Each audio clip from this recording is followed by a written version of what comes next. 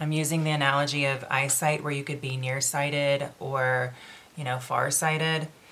Well, this is like giving the ability to kind of not allow for the details to be so distracting right now, but to kind of look further into not only the future, almost crystal vision to intuitively sense on a deeper level with the Scorpio moon here what your participation in the bigger collective and within the spectrum of your own life, how it's transforming your work, your status, what you participate in.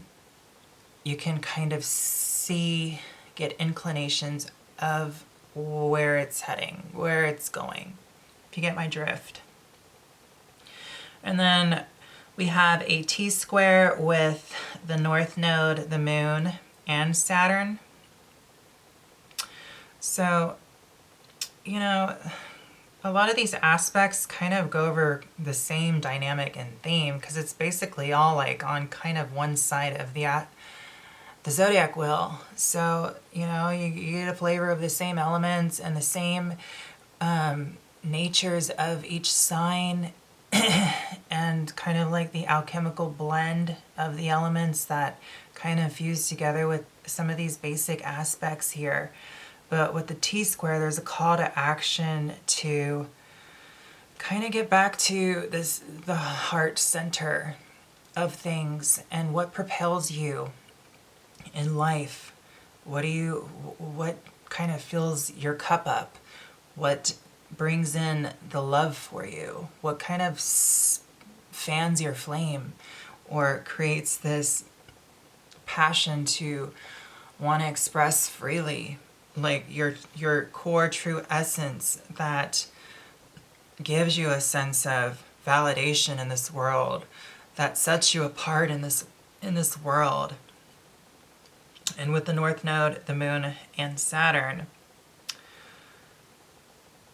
just really intuitively feeling on a gut level, emotionally, the direction that may feel like a struggle, that may feel limiting to your own sense of truth or your own sense of being an individual. A lot of this full moon is kind of releasing a lot of self-identity and really kind of thinking and embracing back what it is that you truly love to do, who it is that you are, because a lot of the focal point that needs to be brought into balance here is the Leo energy. So just kind of like self-authenticity and really embracing the courage to just do things at the own beat of your own drum here, okay? And really stand up for who you are and your truth and your position here in life so far and where it is you want to go. And then we have the final T-square here with the North Node, South Node, and Saturn, which, basically it kind of leads back to the call for action of understanding, why do you love you? Why do you love others? What gives you a sense of freedom anymore? What makes you feel like you can shine? Where do you shine? And how do you express that? How do you go about expressing that quality? And kind of integrating all of these different aspects of what I just mentioned into your life path so that from start of the day to end of the day, no matter what it is, it's kind of embracing your own process and your own authentic ability to transmutate and stay grounded and authentic into your process at this point in life, moving forward. Okay? So that you can allow for the necessary integrations of this alchemical process to transform through the intensity, through the depths of the emotions and the intuitive gut feelings of the eccentricity and the electric current running through your body, and through kind of being disciplined in the process and allowing for the process, and kind of, buckling up your bootstraps and being ready for the process, gaining some stability and allowing for the senses to feel it on every level, so that you don't become numb to it, so that the process can do what it's supposed to do, so that truly in essence you can start to embrace your authentic self and shine and really own your throne here in life and be at more of a heart center. The focus right now is on heart chakra with this full moon. So now that I covered the full moon, we're going to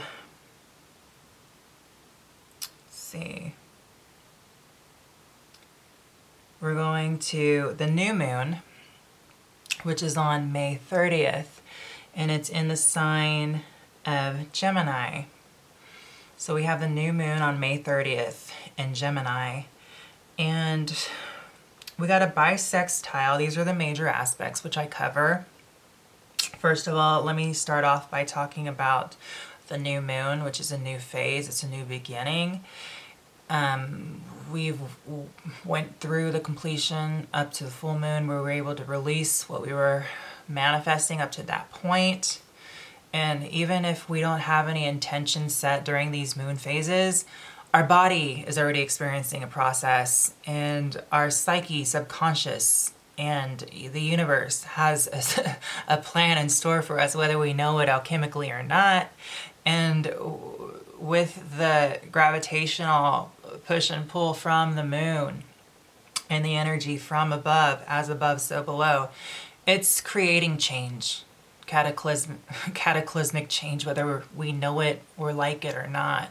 So whether there is an intention set, that's up for you if you want to take advantage of that, or know about that, or use that to your best benefit, so forth and so on. Do your rituals and give appreciation to the moon in that degree, and the sun. However, with the new moon, this is kind of a refreshing energy where it starts us off again with the blank slate here. This is kind of getting us prepared for the next phase of the moon cycles that is going to ultimately transform us in a different way. So it's like a never-ending process of transformation. Our soul goes through it, experiences it through our body, through the sensations, through the emotions, through our intuitions, through the channeling, the psychic connection we have with the stars and the energy. It all comes and encompasses this resource of a human being that we are, which is very magical in itself. God, creator, made us so we could go through these processes. I mean, we don't stay a little baby infant. We grow up and then we get old.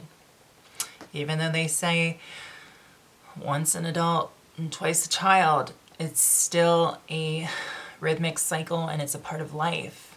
Just like the moon phases that are so closely connected with us and our body and our mind and spirit and soul. And it really is the catalyst within our growth as a species.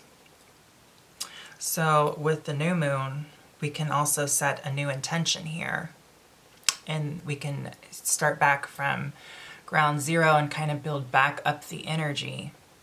So, Gemini, this is the magician. This is the great manifester. It's mutable air, okay? So our curiosity is really sprung in the new moon. I feel like, intuitively we're sensing a sense of new information coming, of new adventures to come, of excitement. I feel like we're definitely, scattering our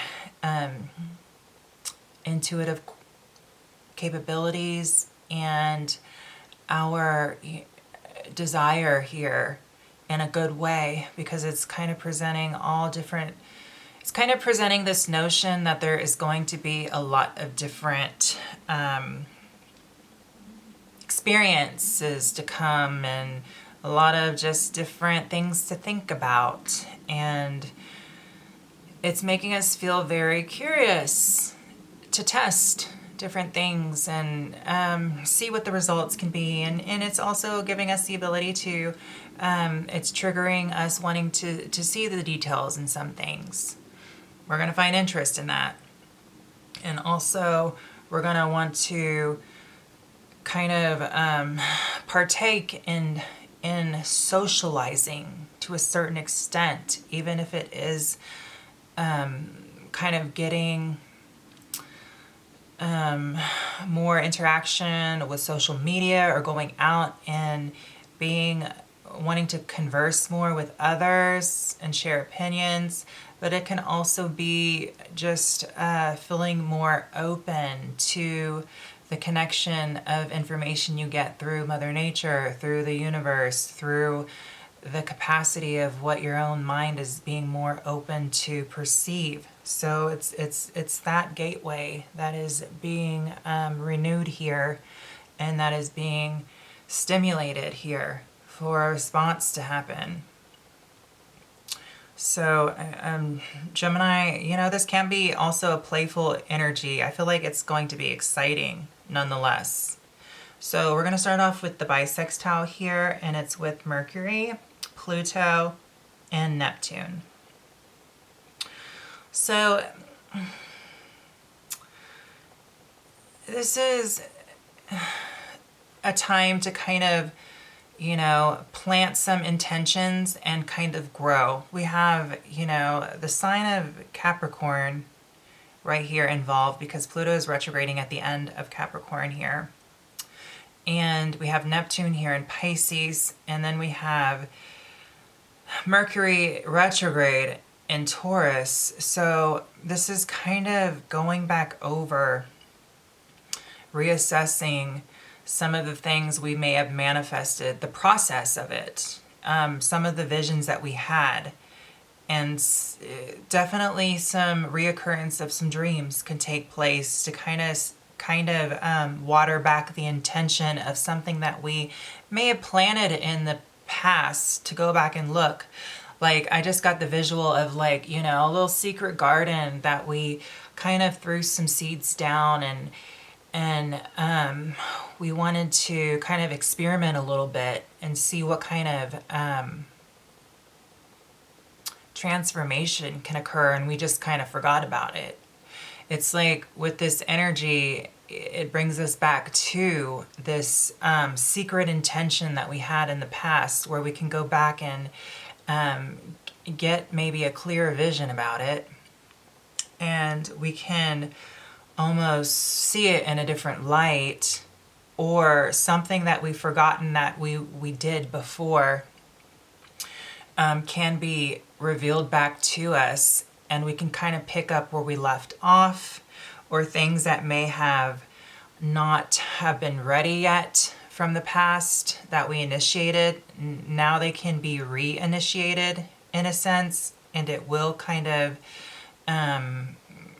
carry some sort of transformative quality here, where it's going to kind of come out in the future in a different way, which is going to definitely be more serving to its nature, whatever this is. So basically, with this bisextile with Mercury retrograde and Pluto retrograde and Neptune here, I feel like it's going to kind of bring something back that was trying to be manifested back into light. And there's going to be some necessary ingredients presented that can kind of revive something, is what I'm picking up from this energy. Or something that could be like an old vision of something coming back into play, or some plans coming back into play, or something that was thought about from the past here being brought back to the table and can be initiated, but in a different way here, because it's going through some sort of, it's changed.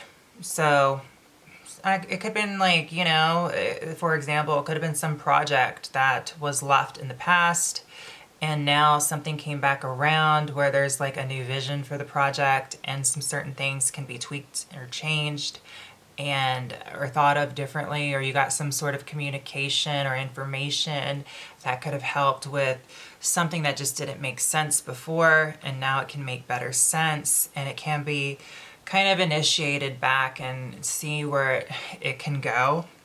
So that can be somewhat of a scenario that could play out with the kind of the gravity of this aspect,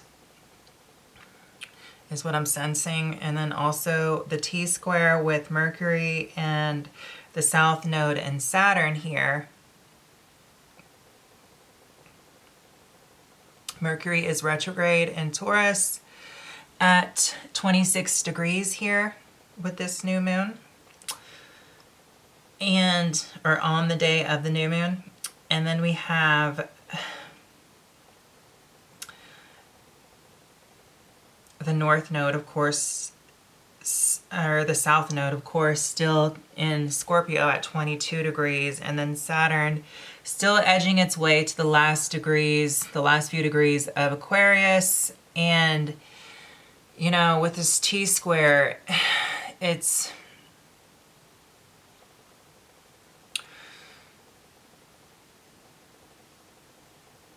I feel like with this energy on the new moon, we're going to get some cautionary signs of, okay, be careful now.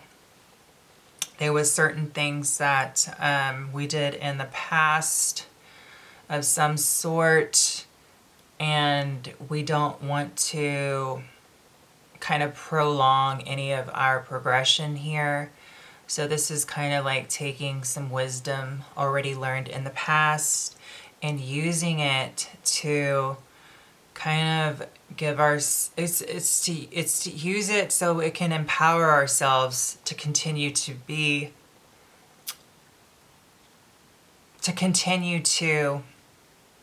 stay in this